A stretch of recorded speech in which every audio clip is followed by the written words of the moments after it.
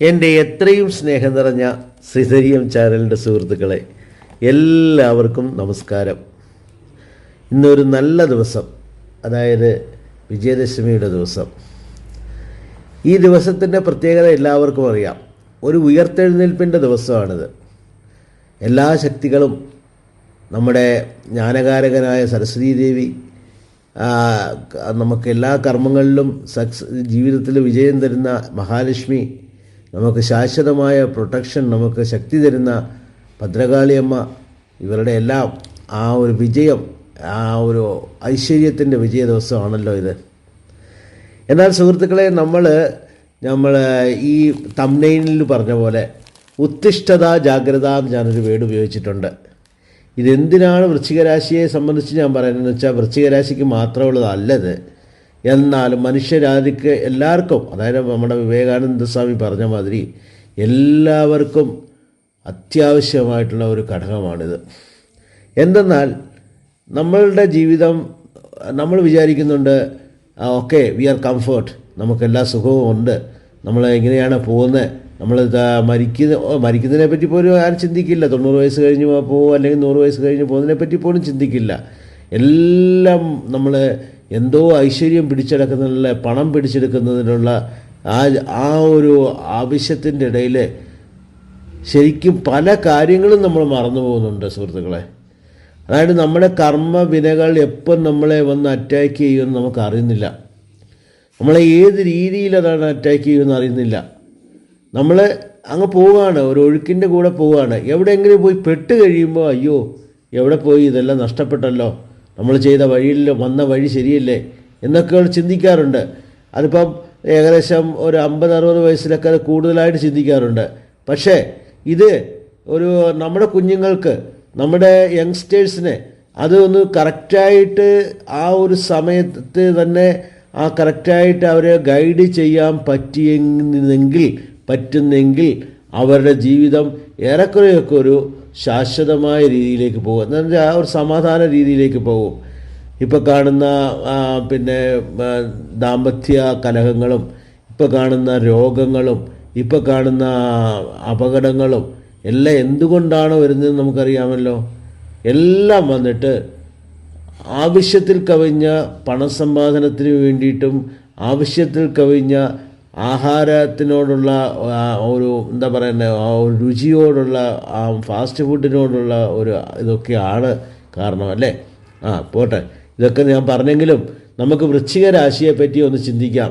വൃശ്ചിക രാശിയെപ്പറ്റി ഞാൻ തുടരെ വീഡിയോ ഇടുന്നുണ്ട്. കാരണം എന്താണെന്ന് നിങ്ങൾക്ക് അറിയാമല്ലോ, വൃശ്ചിക രാശിയാണ് ഏറ്റവും കൂടുതൽ ഇതൊക്കെ അനുഭവിക്കുന്ന രാശിയെന്ന് ഞാൻ പറയാം. വൃശ്ചികം കഴിഞ്ഞാൽ മകരവും അത് തന്നെയാണ്, ഏകദേശം അത് തന്നെയാണെന്ന് പറയാം. പിന്നെ അവരവരുടെ ജാതക പ്രശ്നം എല്ലാ രാശിയെയും പലതരത്തിൽ ബാധിക്കുന്നുണ്ട്. നമുക്കറിയാം, കാശി ജാതകത്ത് എന്ന് പറയുന്ന ഒരു ഭാഗമുണ്ട്. അത് നമ്മളെ തീർച്ചയായിട്ടും വയസ്സായ കാലത്തിൽ മിക്കവാറും നമ്മളെ ഒറ്റപ്പെടുത്തി കളയും. അത് അങ്ങനെയാണ്. മാന്തി എന്ന് പറയുന്നൊരു ഘടകമുണ്ട്. ഇത് വളരെ രഹസ്യമായിട്ടിരുന്ന് നമ്മളെ, അതായത് നമ്മൾ പോലും അറിയില്ല എന്താ സംഭവിക്കുന്നതെന്ന്, നമ്മളെ തളർത്തിക്കളയും. അതുപോലെ തന്നെ ഗണ്ഡാന്ത ദോഷങ്ങളുണ്ട്. ഇതെല്ലാം നമ്മളെ അടുത്തപടി ദോഷങ്ങളിലേക്ക് നയിക്കുന്ന കാര്യങ്ങളാണ്. ബ്രഹ്മഹത്യാദോഷമുണ്ട്, ഇതും നമ്മളെ നയിക്കുന്ന കാര്യമാണ്. പിന്നെ ഇതിനൊക്കെ അപ്പുറം നമ്മുടെ ദശാബുദ്ധിയിലുള്ള ബാധകൻ, മാരകൻ എന്നീ ഘടകങ്ങളുണ്ട്. ഇതൊക്കെ തന്നെ നമ്മുടെ ജാതകവശങ്ങൾ നോക്കിക്കഴിഞ്ഞാൽ ഒരാളുടെ ജീവിതത്തിൻ്റെ ദോഷവശങ്ങളെപ്പറ്റി മനസ്സിലാക്കാൻ പറ്റിയ ഒരു സ്കാൻ റിപ്പോർട്ടെന്ന് പറയാം. സ്കാൻ റിപ്പോർട്ടെന്ന് പറയുന്നതിനെക്കാട്ടിലുപരി ഒരു DNA റിപ്പോർട്ടെന്ന് തന്നെ പറയാം. കാരണം ഏകദേശം പിന്നീട് നമുക്ക് സംഭവിക്കാൻ പോകുന്നതാണല്ലോ, നമുക്കുള്ള ക്രോമസോമിൽ വരാൻ പോകുന്ന കാര്യങ്ങളെപ്പറ്റിയാണല്ലോ നമ്മുടെ ആധുനിക ശാസ്ത്രം DNA എന്ന് പറയുന്നത്. അതേമാതിരി തന്നെ നമുക്ക് വരാമെന്ന പല ഘടകങ്ങളും, പല ദോഷഘടകങ്ങളുമാണ് ഇതിൽ നാളത്തെ കാലത്ത് വരാൻ പോകുന്ന കാര്യങ്ങളാണ് അസ്ട്രോളജിയിൽ പറയുന്നത്. അതുകൊണ്ട് ഞാൻ തീർച്ചയായിട്ടും നിങ്ങൾ ഒരു അസ്ട്രോളജറെ കാണണം. അദ്ദേഹത്തിന് നല്ല അറിവുണ്ടായിരിക്കണം. നല്ല ഒരു അസ്ട്രോളജറെ കണ്ട് നിങ്ങളുടെ ജാതകത്തിൽ, പ്രത്യേകിച്ച് ഞാൻ പറയുകയാണ് കുട്ടികളുടെ ജാതകം, അവരുടെ ജാതകം എന്ന് പറഞ്ഞു കഴിഞ്ഞാൽ ഒരു 12 വയസ്സിന് ശേഷമുള്ളത് മതി. 12 വയസ്സിന് ശേഷം അവരെ എങ്ങനെ നയിക്കണം, അവർക്ക് എന്തെല്ലാം പ്രശ്നങ്ങൾ ജീവിതത്തിൽ വരാനുണ്ട്. നമുക്ക് ഒത്തിരി സ്വത്തൊക്കെ ഉണ്ടായിരിക്കാം, അല്ലെങ്കിൽ നമുക്ക് സ്വത്തേ ഇല്ലായിരിക്കാം, എന്തും ആയിക്കോട്ടെ. ഇത് നിങ്ങളെ ബാധിക്കരുത്. നാളെ ഏത് രീതിയിലാണ് നിങ്ങളെ ബാധിക്കാൻ പോകുന്നത് ആർക്കും പറയാൻ പറ്റില്ല.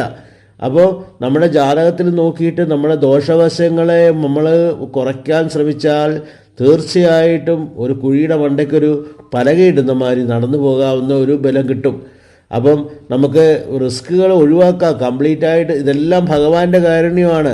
ഭഗവാൻ വിചാരിച്ചാൽ മാത്രമേ നടക്കുകയുള്ളൂ.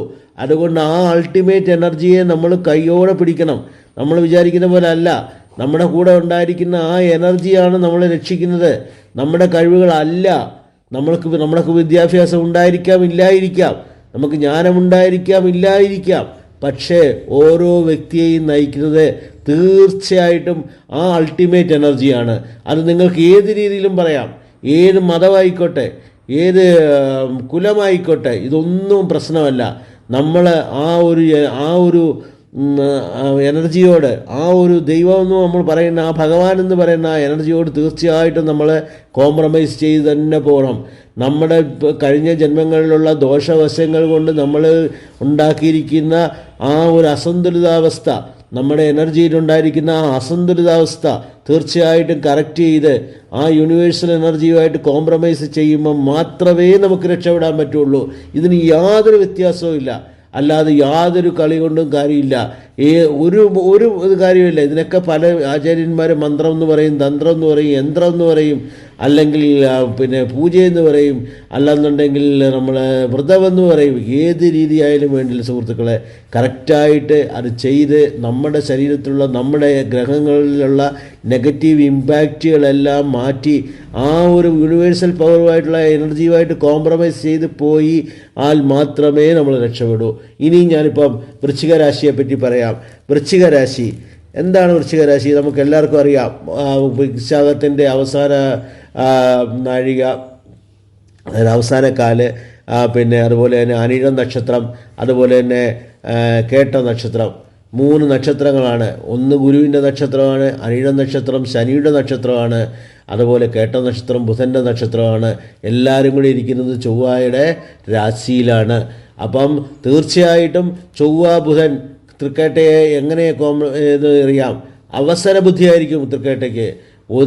പെട്ടെന്ന് കാര്യങ്ങൾ ചെയ്തു കൊടുക്കാൻ തോന്നും, പെട്ടെന്ന് കാര്യങ്ങൾ ചെയ്യും, അതിൽ പോയി പെടുകയും ചെയ്യും.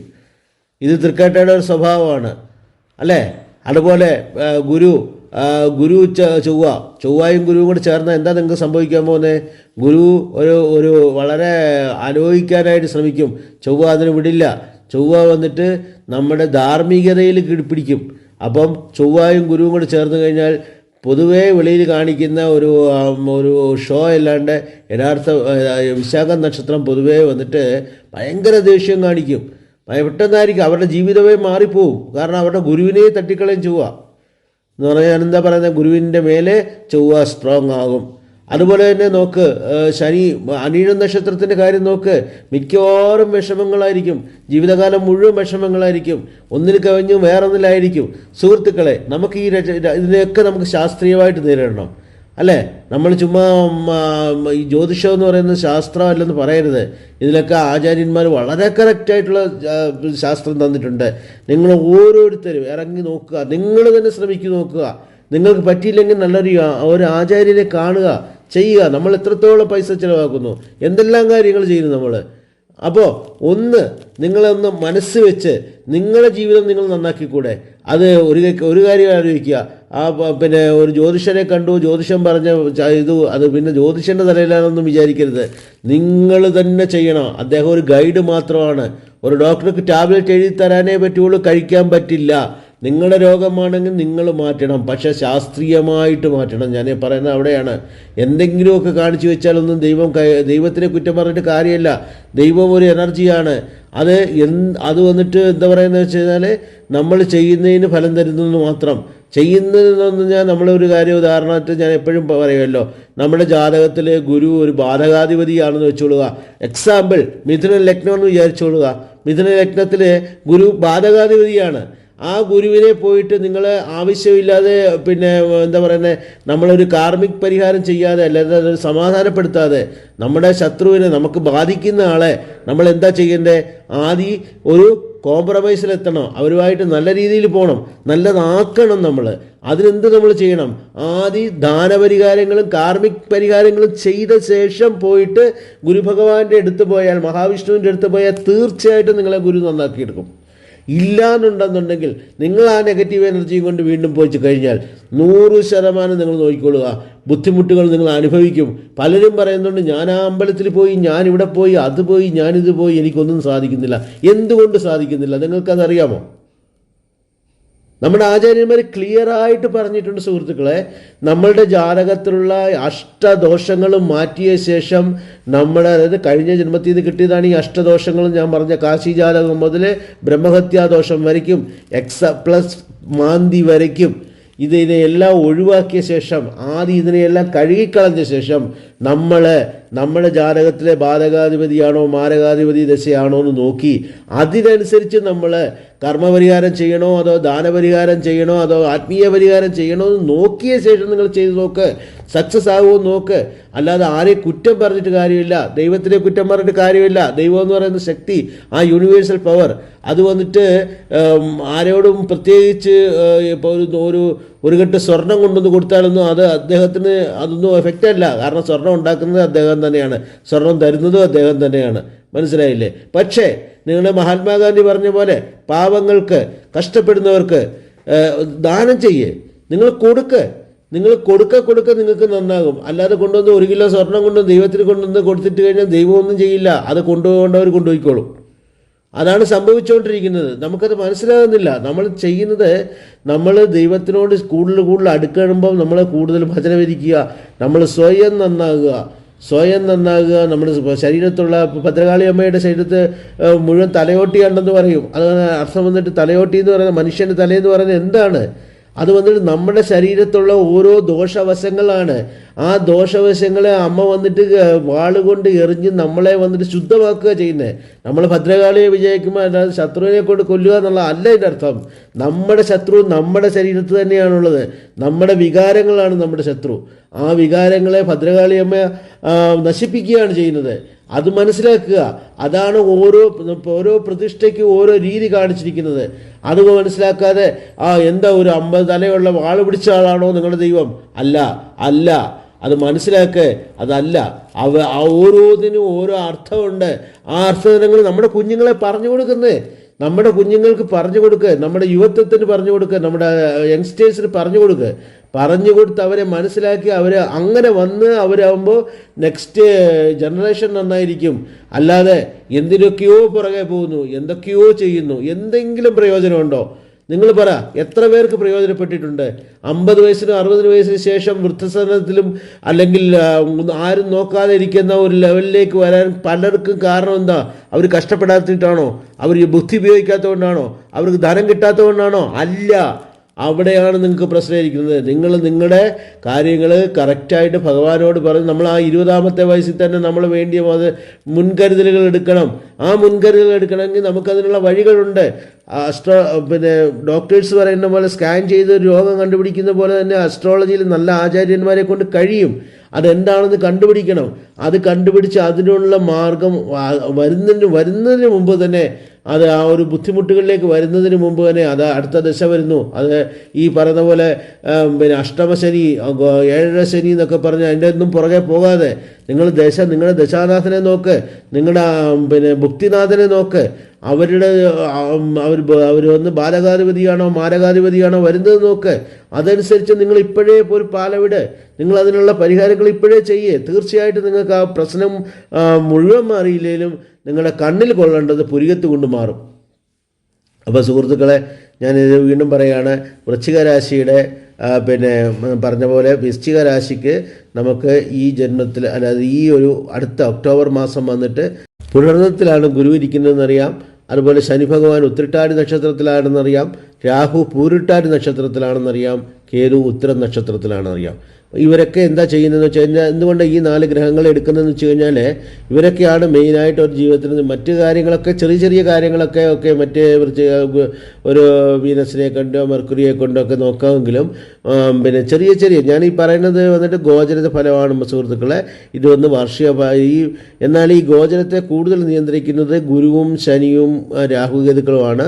അവരുടെ യഥാക്രമം ഈ പൂരിട്ടാതി നക്ഷത്രത്തിൻ്റെ DNA എന്ന് പറയുന്ന പിന്നെ ഉത്രട്ടാതി നക്ഷത്രത്തിൻ്റെ DNA എന്ന് പറയുന്ന ചന്ദ്രനും പുണർദത്തിൻ്റെ DNA എന്ന് പറയുന്ന ശനിയും പൂരിട്ടാതി നക്ഷത്രത്തിൻ്റെ സൂര്യനും പൂരത്തിൻ്റെ ചൊവ്വായുമാണ്.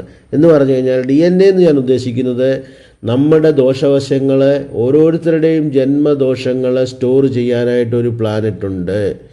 മനസ്സിലായി? അപ്പോൾ നക്ഷത്രങ്ങൾ ഇപ്പോൾ ഉത്രട്ടാതി നക്ഷത്രത്തിലാണ് ഗുരു ഇരിക്കുന്നത്.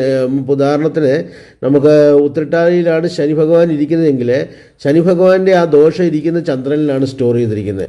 അപ്പം നമ്മൾ എടുക്കുന്ന ഫലം ശനിയാണ് ശനി ഭഗവാൻ. നമ്മൾ ഉത്രട്ടാതിയിൽ ശനിയാണ്. ശനിദോഷ പരിഹാരം എടുക്കുമ്പം ശനിയെയും ചന്ദ്രനെയും ചേർത്തെടുക്കണം. ശനിയെയും ചന്ദ്രനെയും നമുക്കിപ്പോൾ വിശാഖ നക്ഷത്രമാണെങ്കിൽ ഗുരുവിനെയും ചേർത്തെടുക്കണം. അല്ല പിന്നെ അനിഴ നക്ഷത്രമാണെങ്കിൽ അതിന് ശനിയെയും ചേർത്തെടുക്കണം. കേട്ട നക്ഷത്രമാണെങ്കിൽ ബുധനെയും ചേർത്തെടുക്കണം. അപ്പം ശനി പ്ലസ് ചന്ദ്രൻ പ്ലസ് ഗുരു എന്നുള്ളൊരു കോമ്പിനേഷൻ, അല്ലെങ്കിൽ ശനി പ്ലസ് ചന്ദ്രൻ പ്ലസ് പിന്നെ ശനി, അതായത് ശനി പ്ലസ് ചന്ദ്രൻ പ്ലസ് ശനി, അതായത് അനിഴ നക്ഷത്രത്തിന് കേട്ടതാകുമ്പോൾ ബുധൻ. ഇങ്ങനെ എടുത്ത് ഓരോന്നിനെയും എവിടെയാണ് ഏത് രാശിയിലാണ് നിൽക്കുന്നതെന്ന് നോക്കി അതിനനുസരിച്ച് ദോഷപരിഹാരങ്ങൾ നമ്മൾ ചെയ്യണം. അപ്പം ഉത്രട്ടാതിയുടെ തന്നെ വീണ്ടും ഞാൻ എടുക്കാം. ഉത്രട്ടാതി അതായത് ശനി ഭഗവാന്റെ വിശാഖ നക്ഷത്രത്തിനെ സംബന്ധിച്ചോളം ശനി ഭഗവാൻ 11ാം ഭാവത്തിലാണ് നിൽക്കുന്നത്, 2ാം ഭാവത്തിലാണ്. ശരിക്കും വിശാഖത്തിൻ്റെ ലാസ്റ്റ് അത് വന്നിട്ട് കൂടുതൽ ശനി വന്നിട്ട് പ്രയോജനം ചെയ്യും. കാരണം എന്താ വെച്ചാൽ 2 എന്ന് പറയുമ്പോൾ ധനാരൂഢമാണ്. അപ്പോൾ തീർച്ചയായിട്ടും ആ നക്ഷത്രം വന്നിട്ട് നിങ്ങൾക്ക് ആ നക്ഷത്രത്തിലിരിക്കുന്ന ഗ്രഹം നിങ്ങൾക്ക് നല്ലത് ചെയ്യും എന്നാണ് പറയപ്പെടുന്നത്. പക്ഷേ അത് അനിഴ നക്ഷത്രത്തിലാണെങ്കിൽ അത് 1ാമത്തെ ഭാവത്തിലേക്ക് പോകും. 1ാമത്തെ നക്ഷത്രത്തിലേക്ക് വരും. അതായത് ടോട്ടൽ 11 വരും. അതായത് 1. ആ 1 എന്ന് പറയുന്നത് തീർച്ചയായിട്ടും മാനസികമായിട്ട് പലതരത്തിലുള്ള ടെൻഷനുകളും ഇതുമൊക്കെ ഉണ്ടാകും. പിന്നെ ബുധനെ സംബന്ധിച്ചിടത്തോളം, അതായത് കേട്ടയെ സംബന്ധിച്ചോളം 9ാം ഭാവത്തിലാണ്. 9 എന്ന് പറഞ്ഞാൽ പരമമൈത്രധാരയാണ്. അത് തീർച്ചയായിട്ടും പ്രയോജനം ചെയ്യും. ഇപ്പോൾ ഉത്രട്ടാതിയിൽ നിൽക്കുന്ന ശനി ഭഗവാൻ വിശാഖത്തിന് ധനം തരാനും അനിഴത്തിന് മാനസികമായ ടെൻഷൻ തരാനും കേട്ടയ്ക്ക് പരമമൈത്രധാരയായിട്ടിരിക്കാനും ആണ് ഇഷ്ടപ്പെടുന്നത്. ഇവിടെയും നമ്മളൊരു കാര്യം നോക്കണം. നമ്മളൊരു 50 മാർക്ക് കൊടുത്താൽ അടുത്ത 50 മാർക്ക് നമ്മുടെ ജാതകത്തിലെ ശനിയുടെ ബലം നോക്കണം. ഒരു ശനി ബലഹീനനാണ് അല്ലെങ്കിൽ ഒരു കാശി ജാതകമാണെന്ന് വെച്ച് കഴിയുമ്പം എനിക്ക് കുഴപ്പമില്ല, ഞാൻ കേട്ട നക്ഷത്രമാണ്, എൻ്റെ 9ാമത്തെ നക്ഷത്രത്തിലാണ് ശനി ഇരിക്കുന്നത്, സൂപ്പറാണ്, ഇപ്പം 7 ശനി കഴിഞ്ഞതേ ഉള്ളൂ, എല്ലാം കലക്കും എന്ന് പറഞ്ഞാൽ കലക്കും. മനസ്സിലായോ? കലക്കും. ഞാൻ ഉദ്ദേശിക്കുന്നത് മനസ്സിലായി കാണുമെന്ന് എനിക്ക് തോന്നുന്നു. കാരണം അവിടെ എന്താ സംഭവിക്കുന്നത്? ശനി നീചത്തിലാണ് ഇരിക്കുന്നത്. ശനി അവിടെ പോയി കഴിഞ്ഞാൽ നമുക്ക് തരേണ്ട പരമമൈത്രധാരയ്ക്ക് പകരം അവിടെ ഒരു റിവേഴ്സ് എഫക്റ്റാണ് അവിടെ ഉണ്ടാകുന്നത്. ഇതെല്ലാം സയൻസാണ് സുഹൃത്തുക്കളെ. ഒന്നും വന്നിട്ട് പിന്നെ ഒരു ജീവൂമ്പായും ഇതിനകത്തില്ല. നമ്മൾ കറക്റ്റായിട്ട് ആ സയൻസ് മനസ്സിലാക്കി, അസ്ട്രോളജിയുടെ സയൻസ് മനസ്സിലാക്കി പ്രവർത്തിക്കണം. അവിടെയാണ് ഇരിക്കുന്നത്. നമുക്ക് മാനസിക ശക്തി കൂട്ടാൻ നമ്മൾ ജപിക്കണം, അതിലായിരിക്കുന്നത്. അതുകൊണ്ട് നമുക്ക് ധാരാളം നമുക്ക് ദൈവങ്ങൾക്ക് ധാരാളം മന്ത്രങ്ങളും വഴികളും നമുക്ക് ആചാര്യന്മാർ പറഞ്ഞു തന്നിട്ടുണ്ട്. ദയവേത് ഏതെങ്കിലും ഒന്നിൽ മുറുക്ക പിടിച്ചോളുക. അതേ സമയത്ത് ഒരു ആചാര്യനെ കണ്ട് നിങ്ങളുടെ ദോഷനിവർത്തികൾ ചെയ്യുക. വൃശ്ചിക രാശിക്ക് ഞാൻ കൂടുതലൊന്നും പറയുന്നില്ല. അപ്പം ഇപ്പോൾ ഗുരു എവിടെ നിൽക്കുന്നതെന്ന് വെച്ച് കഴിഞ്ഞാൽ ഗുരു 19ാമത്തെ നക്ഷത്രത്തിൽ നിൽക്കുന്നു, വിശാഖത്തിൻ്റെ കേട്ടയുടെ 18ാമത്തെ നക്ഷത്രത്തിൽ നിൽക്കുന്നു, 17ാമത്തെ നക്ഷത്രത്തിൽ നിൽക്കുന്നു, അനിഴം 18ാമത്തെ നക്ഷത്രത്തിൽ നിൽക്കുന്നു. അപ്പോൾ യഥാക്രമം ഗുരു വന്നിട്ട് വിശാഖം ലാസ്റ്റിന് വന്നിട്ട് സ്വന്തം, അതായത് അവരവരുടെ ഒന്നെന്നുള്ള ലെവലിൽ നിൽക്കുന്നതുകൊണ്ട് അത് വന്നിട്ട് തീർച്ചയായിട്ടും നമുക്ക് മാനസികമായ പ്രശ്നങ്ങളുണ്ടാക്കും. അനിഴത്തിനെ സംബന്ധിച്ചോളം 9 പരമമൈത്രധാര ഇരിക്കുന്നത് നല്ലതായിരിക്കും. കേട്ടയെ സംബന്ധിച്ചോളവും മൈത്രധാരയിലിരിക്കുന്നത് കൊണ്ട് നന്നായിരിക്കും. ഇവിടെയും ഞാൻ പറയാം, ഗുരുവിൻ്റെ ശക്തി, അല്ലാതെ പുണർദത്തിൻ്റെ ശക്തി എന്ന് പറഞ്ഞാൽ ഗുരുവിൻ്റെ ശക്തി.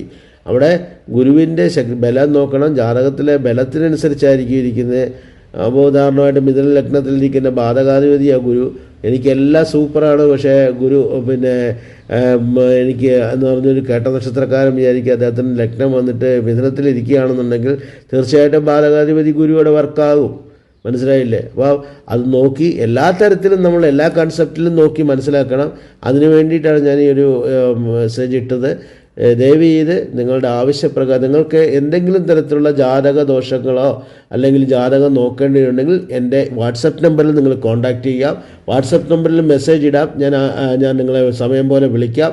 നമുക്കത് അതിനെപ്പറ്റി ഡിസ്കസ് ചെയ്യാം. വേണ്ടിയ പരിഹാരങ്ങൾ എനിക്ക് പറയാൻ കഴിയും. എൻ്റെ ഗുരുക്കന്മാരുടെ അനുഗ്രഹത്താൽ എനിക്കത് ചെയ്യാൻ കഴിയും. അപ്പോൾ നിങ്ങൾക്ക് ആവശ്യമുണ്ടെങ്കിൽ തീർച്ചയായിട്ടും എന്നെ വാട്സാപ്പിൽ കോൺടാക്റ്റ് ചെയ്യുക. വാട്സാപ്പിൽ കോൺടാക്റ്റ് മീൻസ് ജസ്റ്റ് മെസ്സേജ് അയയ്ക്കുക. അതുപോലെ തന്നെ ദയവ് ചെയ്ത് എൻ്റെ വീഡിയോസ് ഷെയർ ചെയ്യണം. എല്ലാവരും ഞാൻ തംബ്നെയിലിൽ പറയുന്ന പോലെ ഉത്തിഷ്ഠത ജാഗ്രത എന്നുള്ള വേർഡ്, അതായത് എപ്പോഴും നമ്മളെല്ലാ ജീവിതത്തിൻ്റെ എല്ലാ ഭാഗത്തും നമ്മൾ കൈക്കൊള്ളണം. നമ്മൾ അതിൻ്റെ ഒരു ഭാഗം തന്നെയാണ് അസ്ട്രോളജി. തീർച്ചയായിട്ടും നമ്മളത് നോക്കണം, നമുക്കത് മനസ്സിലാക്കണം, നമുക്ക് എന്നിട്ട് അതനുസരിച്ച് മുന്നോട്ട് പോകണം. അപ്പോൾ നമസ്കാരം. എൻ്റെ വീഡിയോ ഷെയർ ചെയ്യണം, എല്ലാവരും എന്നെ ലൈക്ക് ചെയ്യണം, കമൻറ്റ്സ് ചെയ്യണം. Thank you.